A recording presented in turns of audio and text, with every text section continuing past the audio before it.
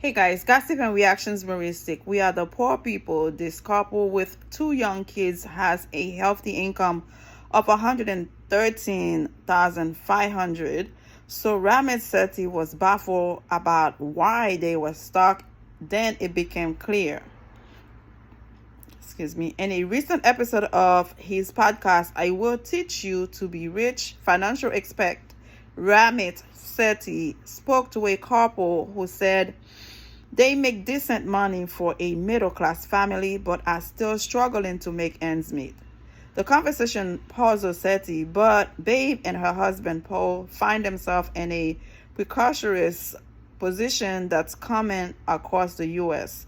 66% of U.S. adults earning between $50,000 to $100,000 annually are living paycheck to paycheck, according to a December 2022 survey by Payment and Lending Club.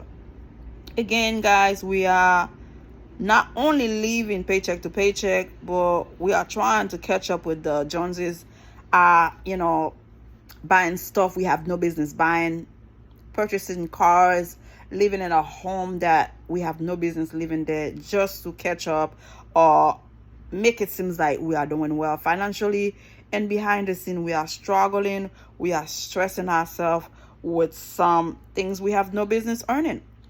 We don't understand where the money is going, and in comparison to everyone else around us and our peers and our children's friends, we are the poor people, said Babe. Again, you wrong right there by comparing yourself to your friends, your loved ones, and neighbors, whoever you try to compete with.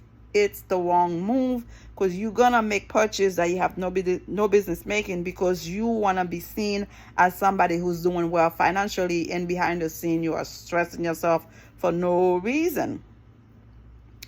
Here is how their finance got stretched and what Sethi recommended they to do to recover. It should be recommended them to do to recover. Okay, I don't know if it's bad computer spelling, but it's just did not sound right to me. I'm sorry. Unexpected challenges and bad habits. Babe and Paul have a household income of around $113,500. However, unforeseen circumstances are partly to blame for their current position. They had an unplanned pregnancy that led to the birth of their first son, Liam, that compelled them to change their lifestyle and move closer to Paul's mom to seek support. Good for them. At least somebody there to help them out. They later moved to be with Babe's dad when he was diagnosed with cancer. I'm sorry to hear that. Before moving again to live with Paul's dad, who was also unfortunately diagnosed with cancer. Jesus, I am sorry to hear this, guys. Struggling to keep up, the couple maxed out their credit cards.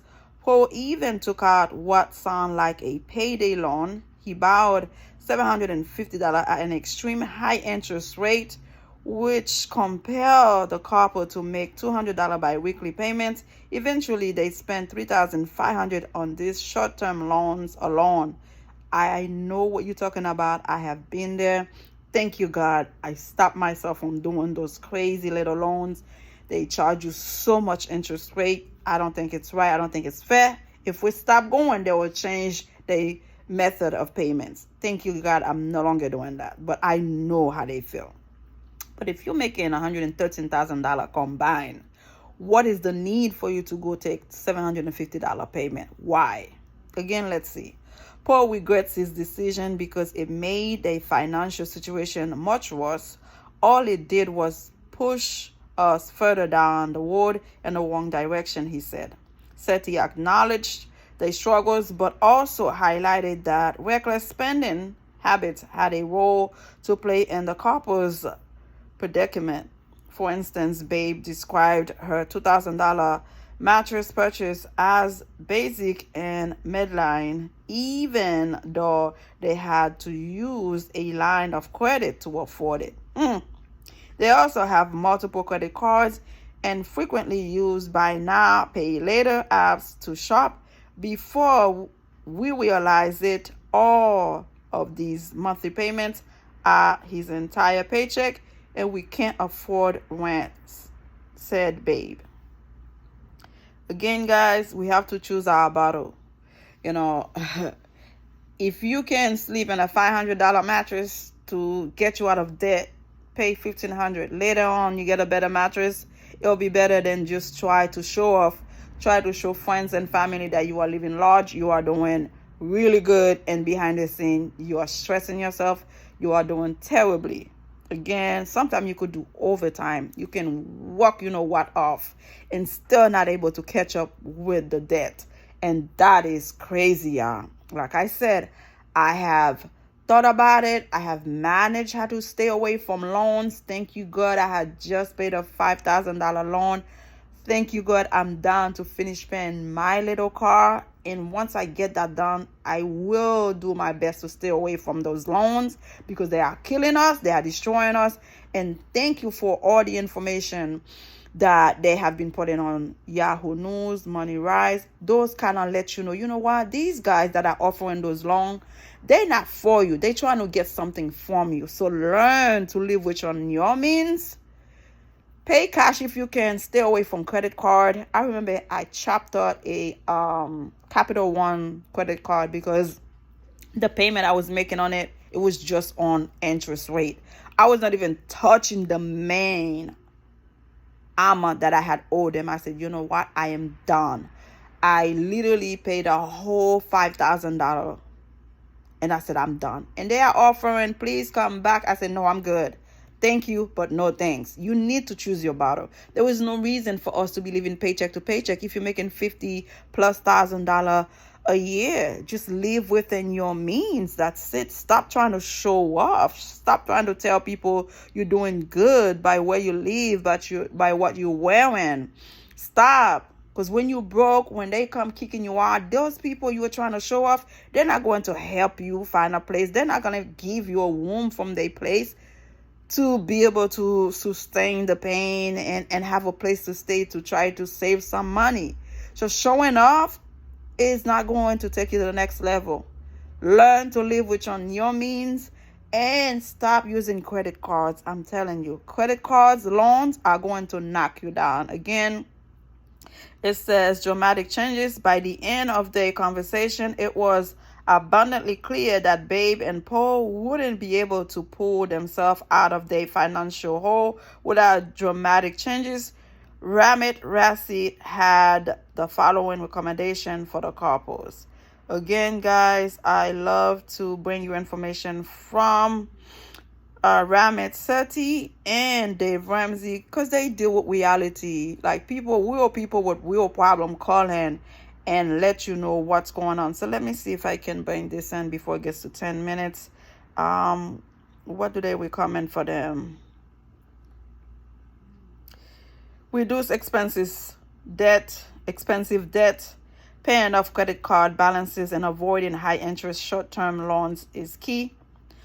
Set modest goals, aiming to save a modest sum of money to pay for a quick trip to Galveston or Legoland will give the family something to work towards and motivate them to save. Eliminate recurring payments, canceling subscriptions and membership, and avoiding buy now pay later schemes would noticeably improve their finances. Be honest with your kids. Babe and Paul tend to shield their children from money issue, but Sethi recommended being honest with them and making changes together as a family.